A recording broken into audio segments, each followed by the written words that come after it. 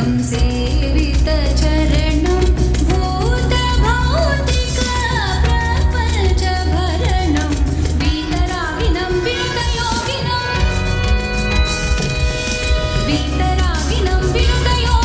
विश्वकारणं विघ्नवारणं वातापि गणपतिं भजे अम्बारणं शम्बरप्रदं शिवातापि गणपतिं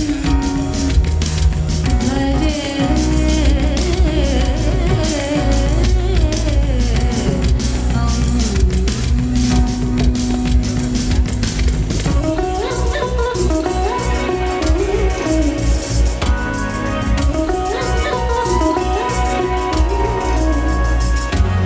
पुरा कुम्भसम्भवमुनिवर प्रपूजितं त्रिकोणमध्यगतं मुरारी प्रमुखात्युपासितं मूलाधारक्षेत्रस्थितं परादिचत्वारि वागात्मकं प्रणवस्वरूपं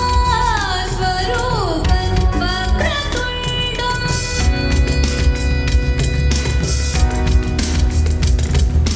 प्रणवस्वरूपं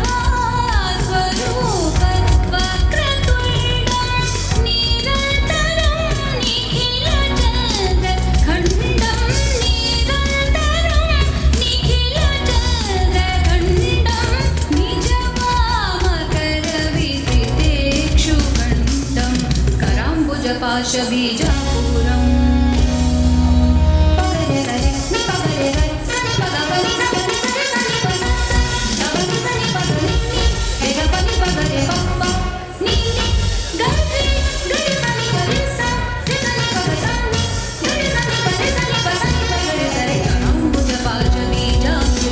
कलुषविदूरं भूताहारं हराति गुरुगुहदोषितबिम्बं हंसध्वनिभूषितहेरम्बं हराति गुरुगुहदोषितबिम्बं हंसध्वनिभूषितहेरम्बं वातापि गणपतिं भजे अम्बारणं शम्बरप्रदं शिवातापि गणपतिं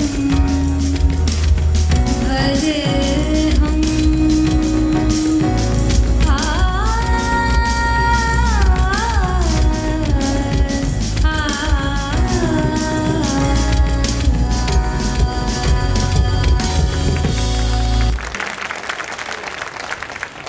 नमस्कार, गुड मॉर्निंग एंड नमस्कार।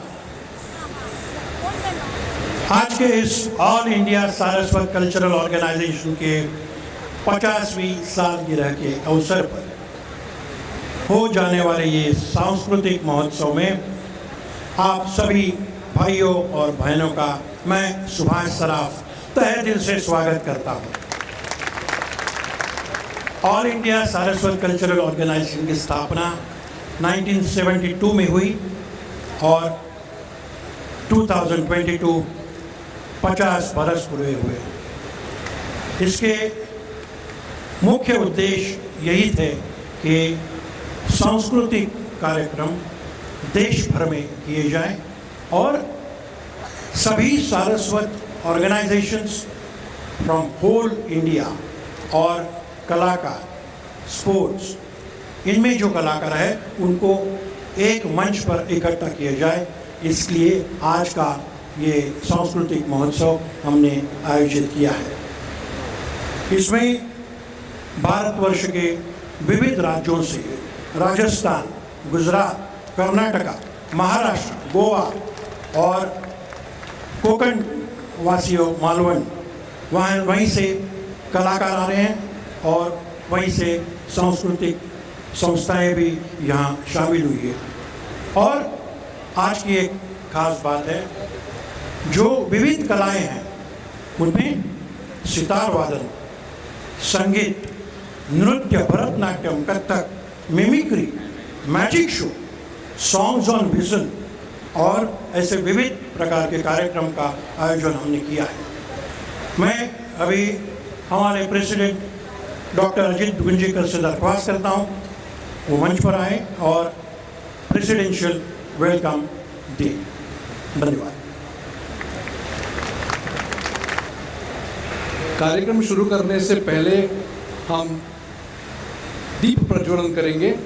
मैं आज के प्रमुख अतिथि श्री सुरेश प्रभु जी और अन्य गणमान्य व्यक्ति यहाँ पधारे हैं, उनसे दरख्वास्त करूँगा कि आप यहाँ पधारें, हम दीप प्रज्वलन करेंगे।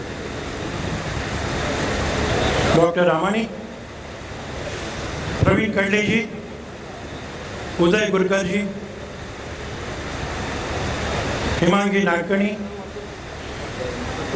मधु मंगेश कर्णिक साहब, बोले तालियों के साथ उनका स्वागत किया जाए। द सीनियर मोस्ट साहित्यिक ऑफ महाराष्ट्र।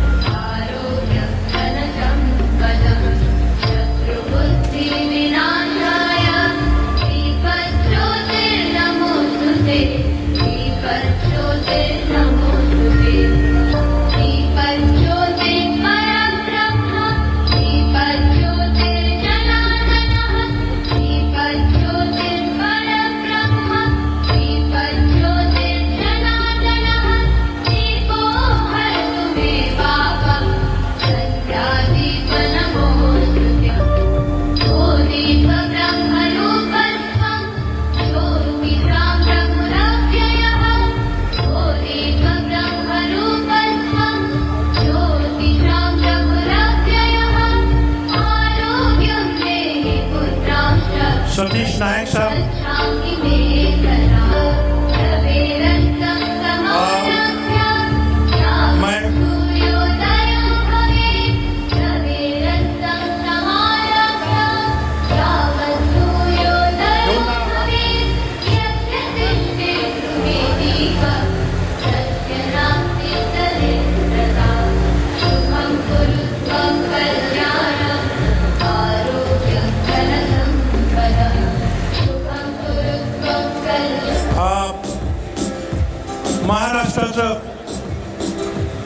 महाराष्ट्राचं आराध्य दैवत शिवाजी महाराजांचा पुतळा या प्रांगणात आहे।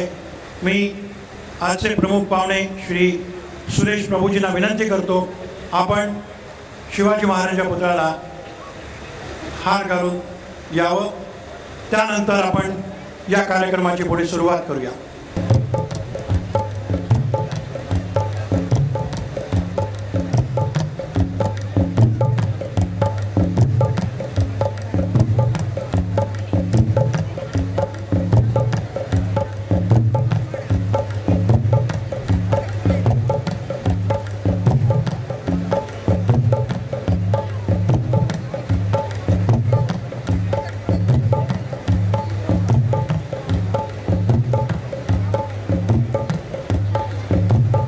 आप सभी का धन्यवाद। Doctor Ajit Gunjekar, I invite you on stage for presidential welcome. आप सभी का मनपूर्वक स्वागत इस ऑल इंडिया सारस्वत सांस्कृतिक महोत्सव में। आज आए हुए अपने विशेष अतिथि माननीय श्री सुरेश प्रभु जी, उनको अतिथि कहना थोड़ा ठीक नहीं है, क्योंकि Suresh Prabhu ji all India Saraswat cultural organisation के मेंबर पहले से है और 80 और 90 के दशक में वो उपाध्यक्ष के पद से कार्यरत थे, इसलिए मैं उनको विशेष अतिथि आज के कार्यक्रम में सिर्फ मानता हूँ. Otherwise he is one amongst us. We have lot of other dignitaries. I would not like to name everybody, लेकिन अलग अलग जगह से लोग यहाँ आए हैं. हमारे राजस्थान से आए हुए भाई का मैं स्पेशली स्वागत करता हूँ. केरल, कर्नाटक, महाराष्ट्र, मध्य प्रदेश, गुजरात, राजस्थान, जम्मू कश्मीर, यहाँ से सब पधारे हैं. बहुत से वहीं के लोगों से हमें सांस्कृतिक उनका प्रेजेंटेशन देखने को मिलेगा. सुभाष जी ने अभी पहले ही all India Saraswat culture organization का उद्देश्य बता दिया है, मैं फिर उसकी वाच्यता नहीं करूँगा. आज के कार्यक्रम का महत्व ये है, आपको सबको पता है, 50वीं सालगिरह all India Saraswat culture organisation की. 1972 में पहली बार जब स्थापना हुई, तब पहला जो ऑल इंडिया सारस्वत सम्मेलन हुआ वो हुआ था शिवाजी पार्क, मुंबई में. सभी गुरुजनों का, चारों मठ, कैवल्य मठ, काशी मठ, चित्रापुर मठ और गोकर्ण पर्तकाली मठ, स्वामी जी वहाँ उपस्थित थे और उनके आशीर्वचन और आशीर्वाद से ये पहली ऑल इंडिया सारस्वत कन्वेंशन का समापन हुआ. हमारे श्री उल्लास कामत जी उसके विटनेस है, जो हम ISO से 1972 से जुड़े हैं. उसके बाद आपको पता ही होगा कि all India Saraswat culture organisation ने अलग अलग जगह ऑल इंडिया सारस्वत सम्मेलन का आयोजन किया था. पिछले 3 सम्मेलन में शायद जो गोवा में हुआ 2016, 2019 में मुंबई में हुआ यही जगह, और इसी वर्ष 2022 में 1 मई को वाशी में हुआ था, जो विश्व सारस्वत फेडरेशन और GHB सभा वाशी इनके साथ किया गया था. इनमें आपसे बहुत से लोग वहाँ उपस्थित थे. कार्यक्रम, आज का कार्यक्रम जो है उसके उपलक्ष्य में 1-2 चीज़ मैं आपको सिर्फ बोलना चाहूँगा. जो ISO ने अभी नए इनिशिएटिव्स करने का संकल्प किया है, उसमें से एक जो है वो जिसमें कल्चर, सांस्कृतिक इंफॉर्मेशन के बारे में है, और दूसरा जो है वो इंटीग्रेशन के बारे में है, एक दूसरे को कैसे जोड़ना, नई टेक्नोलॉजी का यहाँ उपयोग कैसे कर पाएंगे, क्योंकि इकट्ठा इन पर्सन आना बहुत लोगों को वो सुविधा नहीं हो सकती, क्योंकि दूर दूर से आना पड़ता है. इसीलिए एक सांस्कृतिक इंफॉर्मेशन के लिए एक वीडियो पॉडकास्ट सीरीज करने का उद्देश्य है. भारतीय संस्कृति, सनातन संस्कृति, इसमें बहुत से पहलू है. हमें पता है स्क्रिप्चर्स जैसे कि वेद होते हैं, उपनिषद होते हैं, भगवद गीता अनेक है, लेकिन उसकी सही जानकारी कितने लोगों को है, वो होने के लिए इस podcast from experts from the respective fields with a short duration of 10 minutes each, so that it is very interesting. Basic जानकारी हर पहलू की दी जाए, ये उद्देश्य है. उसका काम मिसेस भिंडे, सुषमा जी भिंडे, वो she is leading that, she is MA in that particular subject. Mohit ji Bhinde, उनके सुपुत्र है हमारे साथ, वो आपको संबोधित करने वाले हैं. सो इस पॉडकास्ट का शुरुआत आज से होने वाली है. दूसरा जो प्रोजेक्ट है वो है इंटीग्रेशन के बारे में. By taking advantage of the latest technology, एक प्लेटफॉर्म का आयोजन करने जा रहे हैं. ये इस प्लेटफॉर्म पे हर ऑर्गेनाइजेशन जुड़ जा सकती है, जिसकी वजह से सभी को, भले वो कहीं भी हो दुनिया में, प्लेटफॉर्म से जानकारी हो सकती है कि हमारे सारस्वत जगत में क्या हो रहा है. आज का ये प्लेटफॉर्म आज होता तो इस कार्यक्रम की जानकारी हर एक को मिल जाती बिना किसी प्रयास से।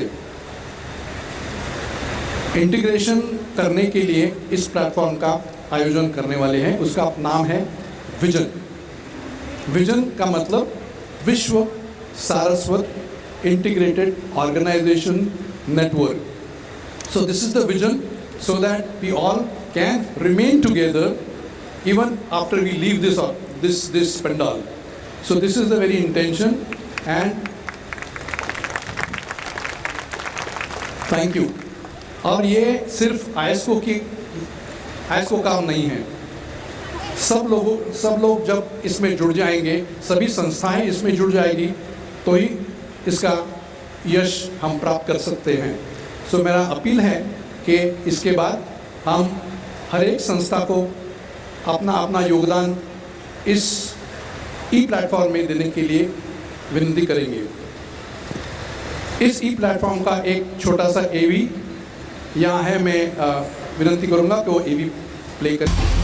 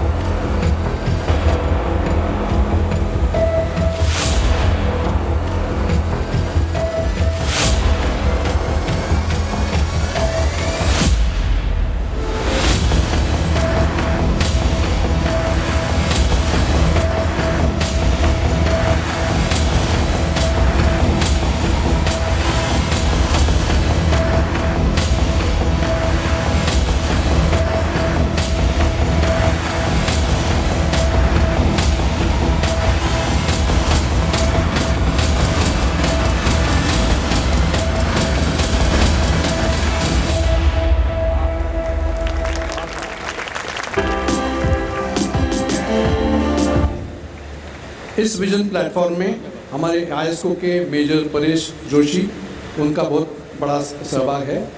आज वो दोपहर को आएंगे, लेकिन मैं उनका नाम कहना चाहता हूँ यहाँ। फिर एक बार मैं आप सबका स्वागत करता हूँ और अभी सुभाष जी से विनती करता हूँ कि अगले कार्यक्रम सूत्र संचालन करें। धन्यवाद। बहुत आनंद की एक बात है, हमारे बीच में पद्मश्री मधु मंगेश कर्णिक जी उपस्थित हैं। आज उन्हें यशवंतराव चव्हाण सेंटर का जीवन गौरव पुरस्कार मिल रहा है। आज ही उसकी घोषणा हुई है। बहुत बहुत बधाई। आज के प्रमुख अतिथि जाने माने हैं, आयस्को के घर की, और उनका परिचय करना एक फॉर्मल बात है।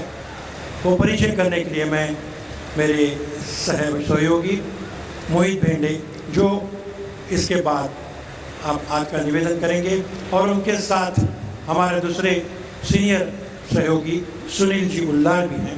सो मोहित भेंडे, please. Thank you very much, Subhash sir. Firstly, ladies and gentlemen, good morning, my brothers and sisters from Rajasthan, Khambagani, welcome to Mumbai. It is an honor to have a phenomenal Saraswat personality and legend here with us. He joined the All India Saraswat Cultural Organization in the mid-1980s and was actively involved as the Vice President. He has always been a massive supporter of our great Saraswat community.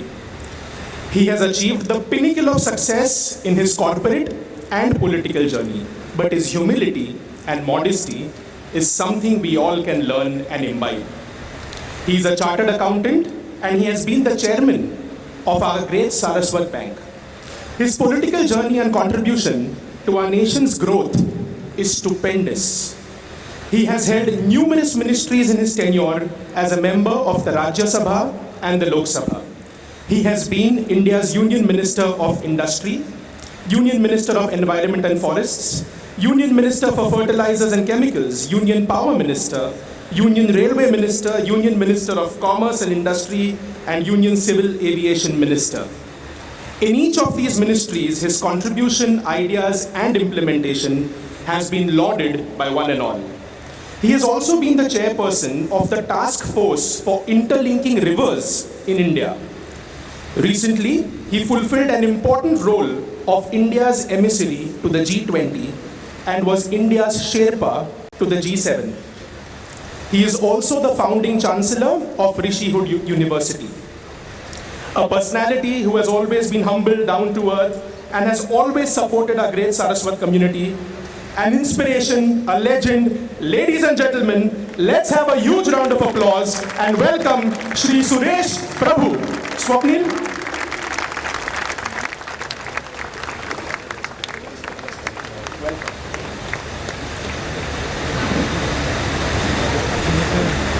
नमस्कार सम्मानीय भाइयों और बहनों, जब से कार्यक्रम की शुरुआत हुई है तो पहले मेरे मित्र सुभाष सराफ जी, आईएसओ के अध्यक्ष, दोनों जिस तरह से हिंदी में बात कर रहे थे तो मैं सोच रहा था कि शायद सारस्वत का जब जन्म होता है तो उसके कान में शायद कोई ना कोई जाके हिंदी की गुंजाइश करते होंगे, इसलिए इतनी हिंदी, साफ सुथरी हिंदी आप बात करते हैं। तो शायद राजस्थान के हमारे भाई और बहन जो आए हैं, पधारे हैं, वो भी शायद सोचते होंगे कि हिंदी हमारी मातृभाषा है कि इनकी मातृभाषा है। इतनी अच्छी तरह से इस कार्यक्रम का आयोजन इन सभी लोगों ने किया, इसके लिए उनको मैं सबको बहुत बहुत धन्यवाद भी देता हूँ और बधाई भी देता हूँ। और ऐसी उम्मीद रखता हूँ कि जिस तरह से इस कार्यक्रम की और उसके साथ साथ जो आने वाली योजनाओं की नींव रची गई है, तो मुझे लगता है आने वाला भविष्य बहुत ही हम सबके लिए उज्ज्वल ही नहीं तो आनंदमय भी होगा। हम सब जानते हैं कि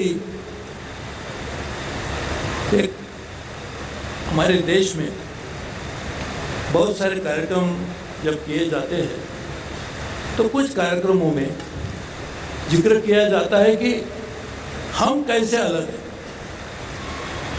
लेकिन यह ऐसा कार्यक्रम है जहाँ पर एक कोशिश की जा रही है कि किस तरह से हम सबके साथ जुड़े हुए। आज अभी जो आने वाले भविष्य की योजनाओं के बारे में चर्चा की गई, इसमें एक बहुत ही अहम बात यह थी कि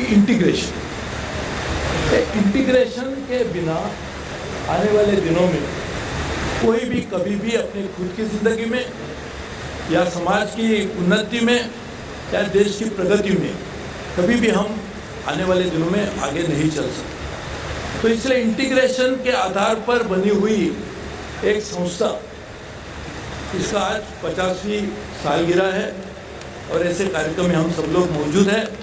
मैं मानता हूँ हम सब लोग बहुत सौभाग्यशाली। अभी मेरे मित्र सुभाष जी ने कहा यहाँ पर मधु मंगेश कर्णिक जी मौजूद हैं। आप मराठी में ऐसा एक भी व्यक्ति नहीं होगा जिन्होंने सिर्फ उनके बारे में सुना ही नहीं होगा, उन्होंने जो लिखा है वो पढ़ा नहीं होगा, लेकिन ऐसा एक भी व्यक्ति नहीं होगा जिनको उनके प्रति बहुत बड़ा आदर नहीं होगा। और ऐसे मधु भाई, जिनको सब प्यार से मधु भाई ही कहते हैं, ऐसे मधु भाई आज हमारे बीच में है। तो मैं मानता हूँ भीष्म पिता भी यहाँ आशीर्वाद देने के लिए इस कार्यक्रम के लिए भी मौजूद है। मधु भाई ने संस्कृति को लेकर बहुत सारे कार्यक्रम किए।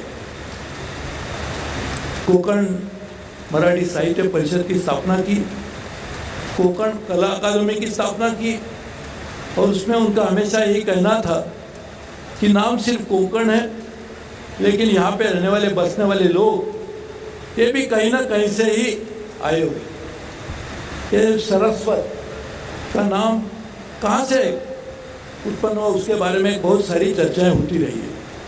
लेकिन बहुत सारे लोगों का मानना है कि सरस्वती नदी जो बहती थी, और आज भी ऐसे शास्त्र ने भी इसके बारे में अनुमान लगा के हुए सबके सामने तथ्य रखा है कि सिर्फ बहती नहीं थी, आज बह भी रही है, लेकिन वो दिखाई नहीं दे रही।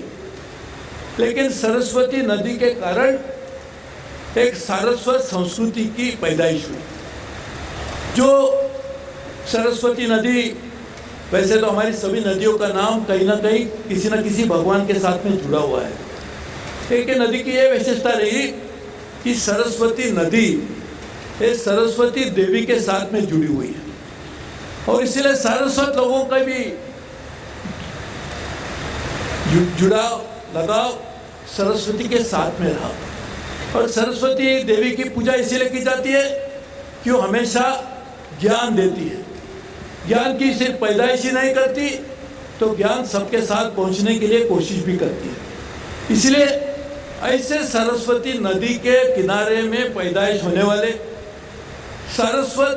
सरस्वती देवी के आशीर्वाद से जिंदगी जीने वाले ऐसे सारस्वत लोगों का आज ये सम्मेलन हो रहा है। और ये सारस्वत लोगों ने शुरू से ही इस बात को माना कि हम कहीं भी रहेंगे लेकिन हमारी संस्कृति को नहीं छोड़ेंगे। इसलिए सरस्वती नदी ये इंडस रिवर इंडस सिविलाइजेशन के साथ साथ जुड़ी हुई है। यानी आप सोचिए क्या से लॉन्गेस्ट लिविंग सिविलाइजेशन हमारे देश की संस्कृति को कहा जाता है पूरे विश्व में, उसका कारण है इंडस सिविलाइजेशन। और इंडस सिविलाइजेशन और सरस्वती नदी का एक दूसरे में बहुत बड़ा मेल जोल है। और सरस्वती नदी का और सारस्वत लोगों का भी एक दूसरे से जुड़ा हुआ है। तो आप समझिए कि संस्कृति लॉन्गेस्ट लिविंग सिविलाइजेशन किसी लिए कहा जाता है कि they have been carrying out a cultural heritage of India for at least few thousand years, and that few thousand years civilization is alive thanks to the culture. If there was no culture, there was no civilization, and therefore that cultural heritage, the cultural ethos of India are stored in the form of what really flew from Saraswati river. And therefore it is a bounden responsibility of every Saraswat who claims to be Saraswat to ensure that he will make this culture richer, better, and also take it forward to the next generation. And that's precisely the purpose of this program. I must congratulate, I used to know his father, who was also very closely associated with ISCO, and they have been carrying out a wonderful work besides running a very good business. So as he mentioned, this particular project that has now just been unveiled will lead to making sure that not just Saraswat organization, they may carry the name Saraswat in their nomenclature, but all these organizations in turn will ensure that our cultural heritage is stored for eternity. This is a time capsule. Many times, suppose we always believe that, and therefore there has been a practice of keeping time capsules somewhere stored somewhere. It is like nowadays in modern times you call it backup. I must have a backup server somewhere else. So if something goes wrong with my server, at least that storage will remain there and that knowledge will be available to everybody. Now, what is the time capsule of today? What is the time capsule for culture? The culture is not stored in a information technology format alone. It is a living being. How do you live your own life? That is what manifests culture. Language is one way of manifestation of culture, but language is also the storage of culture. The culture is available in the night, for example. If Madhubai had not written so many books, I think those who have, in fact, it will be difficult for Madhubai also to recite how many books he has written. He will not be able to say because he has been writing continuously. When this is the only place probably in the country or in the world where there is a concept or a cultural heritage called Diwali Anka. I don't think any other society carries out a cultural format like this. There is no Diwali Anka which is complete unless Madhubai has written something in that. So Madhubai has kept the culture alive through in what form? In the form of language. But what is written in that literature is also a reflection of our culture.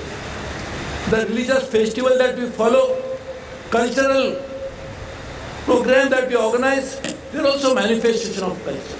The kind of food we eat is also a form of culture. The language, of course, as I said, is both manifestation of culture as well as storage of culture. So this is the duty of our responsibility of all of us to keep it alive, and that's why I really congratulate you for making this project, which will ensure that all the organizations in all over the country, not only country, probably outside the country, they will be able to actually take it forward.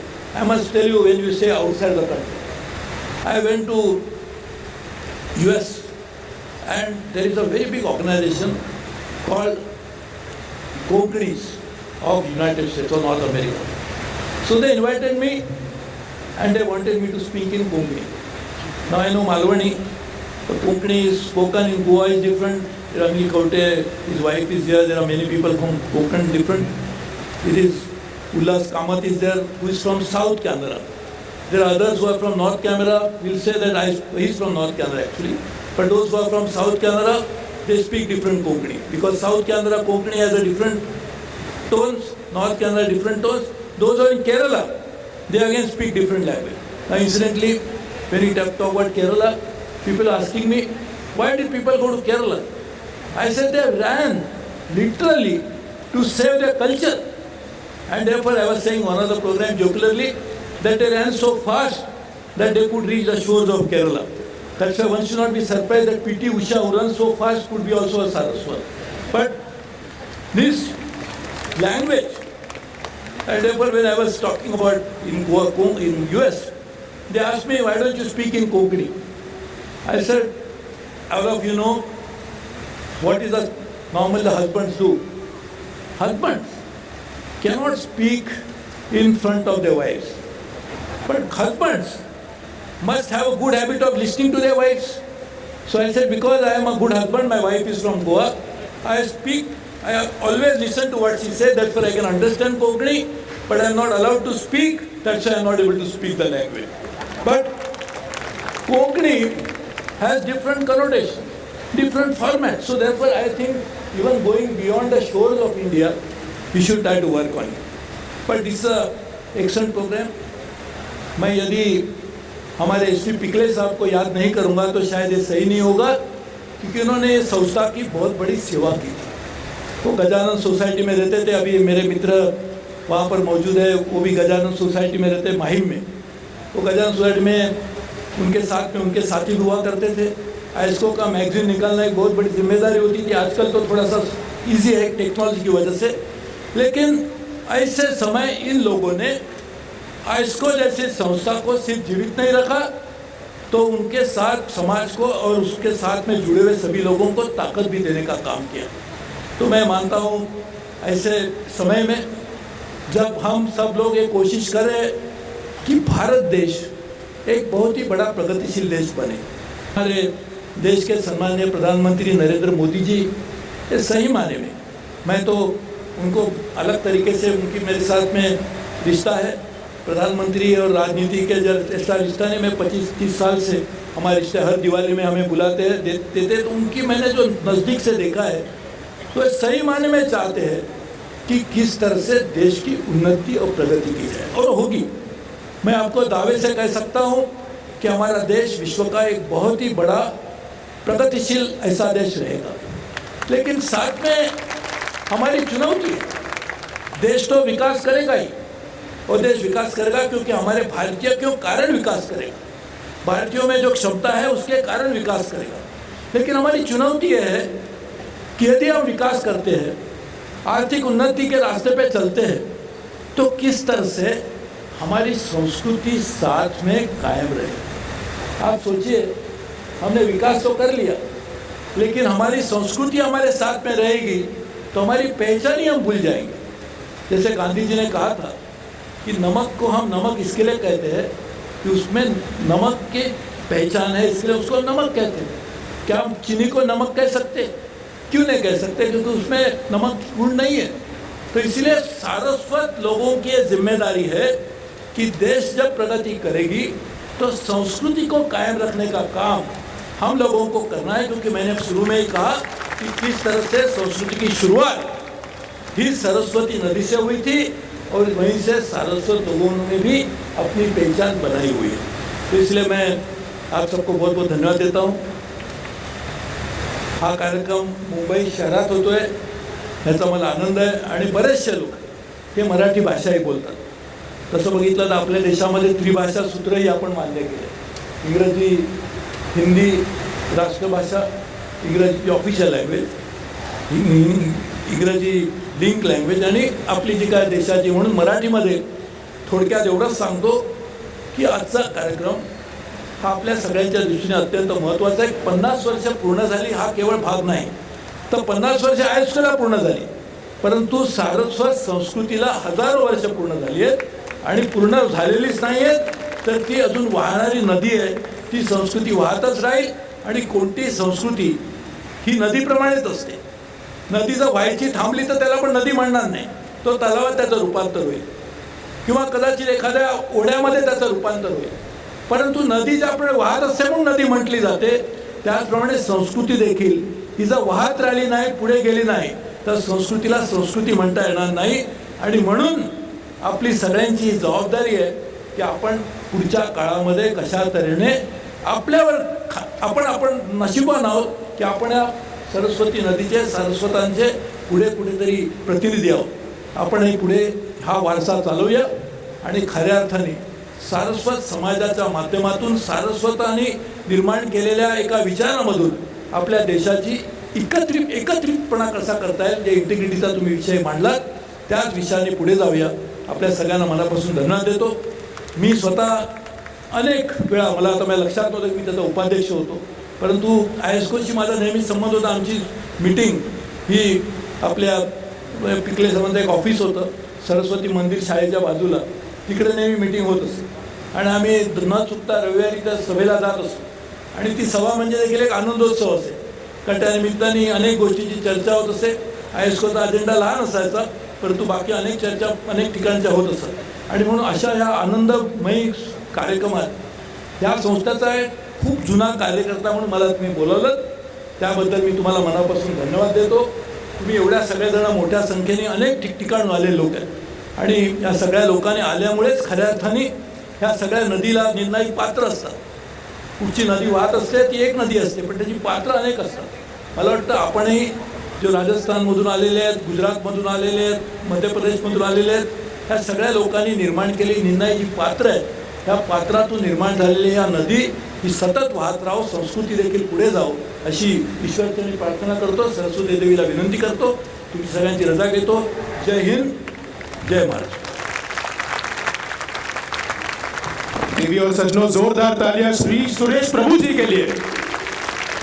Suresh sir, आप हमारे आइस्को के और हमारे समस्त सारस्वत समाज के आधार स्तंभ हैं और आपको हम सम्मानित करना चाहते हैं हमारे आइस्को आधार स्तंभ पुरस्कार के साथ. देवी और सज्जनों, let's have a huge round of applause. Let's call on stage doctor Ajit Gunjikar, mister Kishore Masurkar, Mr. Subhash Saraf to please honor Mr. Suresh Prabhu with the ISCO Aadhar Stambh Award.